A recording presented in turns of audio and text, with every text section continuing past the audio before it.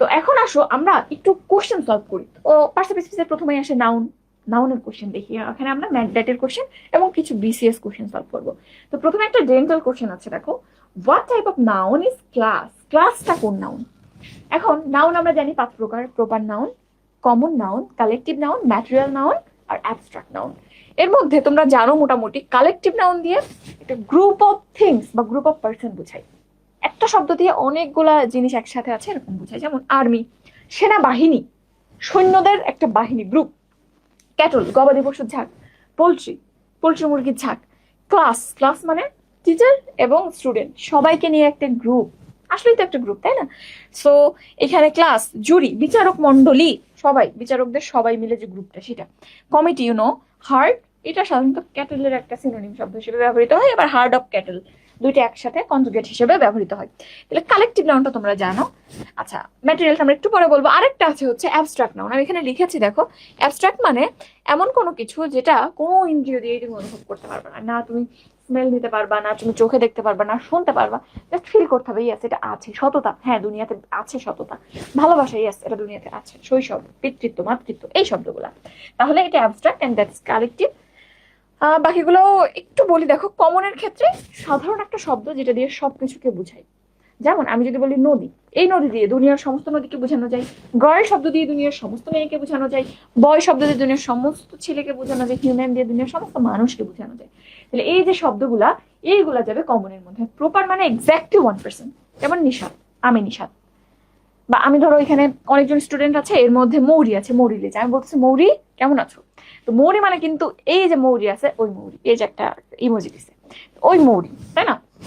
তাহলে এই যে এক্স্যাক্ট আমি কাউকে যখন নির্দেশ করবো কোনো ওয়ার্ড দিয়ে, দ্যাটস প্রপার নাউন। এবং প্রপার নাউন সবসময় ক্যাপিটাল লেটার দিয়ে শুরু হয়। আর একটা বাকি থাকে, বলে দিই, ম্যাটেরিয়াল নাউন। ম্যাটেরিয়াল নাউন মানে বস্তুগত নাউন, খাওয়ার জিনিস, পরের জিনিস, এই দুইটা ক্যাটাগরিতে যায়। খাওয়ার জিনিস মানে তুমি চাল, ডাল, কফি, হলুদ, লবণ, দুধ যা খাও সবকিছু।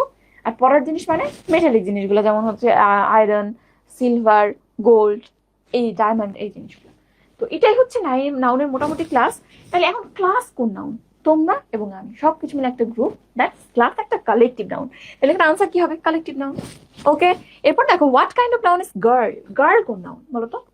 গার্ল বললাম না, গার্ল দিয়ে দুনিয়ার সমস্ত মেয়েকে বোঝানো যাবে। আচ্ছা, বোর্ড কি মাঝে মধ্যে ব্লার হয়ে যাচ্ছে?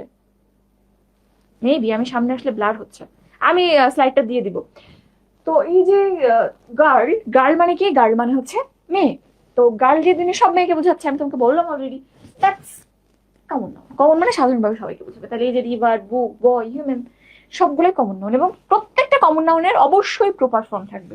যেমন গার্লের প্রপার ফর্ম কি কি আছে এখানে? মেয়ে কি কি আছে? রাফিয়া আছে, তারপরে হচ্ছে সিরাজ মনিরা আছে, আমি আছে, আমরা সবাই মেয়ে।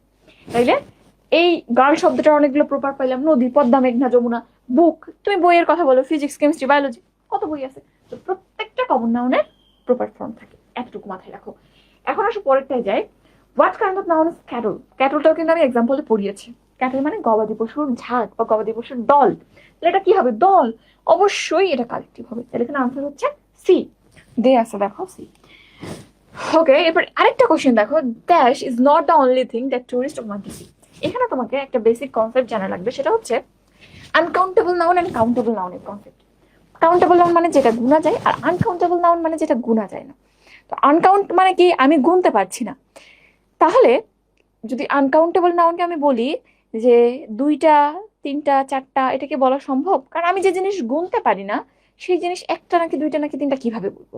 সো আনকাউন্টেবল নাউনের একটা শর্ত হচ্ছে তাদেরকে তুমি কখনোই প্লুরাল করতে পারবে না। কেন? আমি যে জিনিস গুনতে পারি না তার একটা কি আর তিনটা কি, গুনতেই তো পারি না। একটা পানি নাকি দুইটা পানি, আমি তো কাউন্ট করতে পারছি না। সো আনকাউন্টেবল নাউন কখনো প্লুরাল হয় না। খুব ইম্পর্টেন্ট একটা রুল। যেহেতু প্লুরাল হয় না, কখনো এরপর তুমি এস বাই এস দিতে পারবে না। এবং এস বাই এস দিবা না কেন? প্লুরাল হয় না বলে। আর গুনতে পারো না বলে তুমি এ বাই এন দিবা না। এ মানে একটি, এন মানে একটি, কাউন্টই করতে পারি না, একটি আবার কি। তাহলে এই দুইটা জিনিস মনে রাখো, কখনো প্লুরাল হবে না, এজন্য এস বাই এস হবে না, এবং এ বাই এন হবে না। তো এখানে আনকাউন্টেবল নাউন কি সেগুলো একটু জানতে হবে। সেগুলো তোমাদের আমি গত ক্লাসে দেখিয়েছিলাম: information, news, luggage, jewellery, furniture, তারপরে সিনারি, এই সবগুলাই। আরো কয়েকটা আছে। তো এইগুলো সব আনকাউন্টেবল। তো এইখানে যেটা বলেছে দেখো, dash is not the only thing that tourist want to see. Scenery, sceneries, the scenery নাকি সিনারি? তাহলে এইখানে আমি তোমাকে যে রুলগুলো বললাম, সিনারি কেন হবে না? কারণ সিনারি আমরা চোখের সামনে যা দেখি সব সিনারি আনকাউন্টেবল নাউন, এ হবে না কারণ গুনতে পারি না। এরপর সিনারিস কেন হবে না, এস বাই এস দিছে, প্লুরাল দিছে, নো হবে না। দা সিনারিস এখানে প্লুরাল দিছে, হবে না। এই অনলি সিনারি, এটাই আনসার, বুঝছো? আমি তোমাকে এইটা পড়াই দিলাম, যদি এইটা কখনো তুমি প্র্যাকটিস না করতা পরীক্ষাতে আসছে জীবনেও পারতা না। আমি এখন এখানে বলতেছি যারা আসো কেউই পারতা না, অলমোস্ট কেউ পারতা না।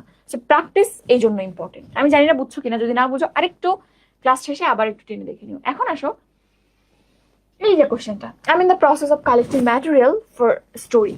এখানটাতে আইডেন্টিফিকেশন অফ পারসেপটিভ স্পিচ খুব ইম্পর্টেন্ট একটা টপিক। এখানে আইডেন্টিফিকেশনের মধ্যে মোস্ট ইম্পর্টেন্ট যে অ্যাডজেক্টিভ আর অ্যাডভার্ব থাকে, কিছু ক্ষেত্রে নাউন থাকে। নাউন, অ্যাডজেক্টিভ, অ্যাডভার্ব, মোটামুটি এই তিনটা থেকে আসে। এখানে যেটা বলেছে এই ম্যাটেরিয়াল শব্দটা কোন নাউন বা কোন পারসেপটিভ স্পিচ। তো এখানে দেখো আমরা নাউন চেনার জন্য কয়েকটি শর্ত মনে রাখবো। প্রথমত, নাউন কেবলমাত্র সাবজেক্ট এবং অবজেক্টের জায়গায় বসে, আর দা ড্যাশ ড্যাশ অফের জায়গায় বসে। তাইলে প্রথমে সাবজেক্টের জায়গায় তুমি যদি কাউকে পাও, যদি সে প্রোনাউন না হয় তাহলে নাউন। প্রোনাউন আর নাউন কিন্তু রিপ্লেসেবল, মানে যেখানে নাউন বসতে পারে সেখানে প্রোনাউন বসতে পারে। প্রোনাউন সহজে তুমি চিনতে পারবা কারণ খুবই লিমিটেড, তাইলে সেটা যদি প্রোনাউন না হয় তাহলে নাও। অবজেক্টের জায়গায় কেউ আছে, সেটা প্রোনাউন না হলে অবশ্যই noun. The dash dash of এর মাঝখানে নাউন ছাড়া কেউ বসতে পারে না। দা ড্যাশ ড্যাশ অফ কেউ কখনো বসবে না এর মাঝখানে, তাহলে এটা খুবই স্ট্রং একটা রুল। এরপর এডিপির পরে যে কোনো সিঙ্গেল ওয়ার্ড থাকলে সেটা নাউন, এটা আমি একটু পর বলবো। আর কয়েকটা জিনিস আছে, তুমি যদি কোনো ওয়ার্ডকে ইট দিয়ে রিপ্লেস করতে পারো সেটা নাউন, কি বা কাকে দিয়ে প্রশ্ন করলে যে উত্তর পাওয়া যায় সেটা নাউন।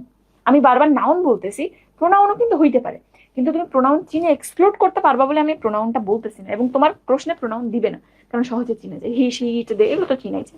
তাহলে এই কয়েকটা রুল তুমি একটু দেখবা। তো এখানে দেখো, আমি in the process of collecting material for my story, আমি আমার গল্পের জন্য বিভিন্ন সামগ্রী জোগাড় করছি। আমি আমার গল্পের জন্য কি জোগাড় করছি, তো কি এর উত্তর এখানে আসছে ম্যাটেরিয়াল। আবার তুমি প্রশ্ন করো কি না দিয়ে যে আমি in the process of collecting it for my story, it দিয়ে রিপ্লেস করতে পারছো, তাহলে হয়ে গেল। তাহলে এটা কিন্তু আসলে একটা নাউন, ঠিক আছে? আনসার হচ্ছে ডি, বুঝছো?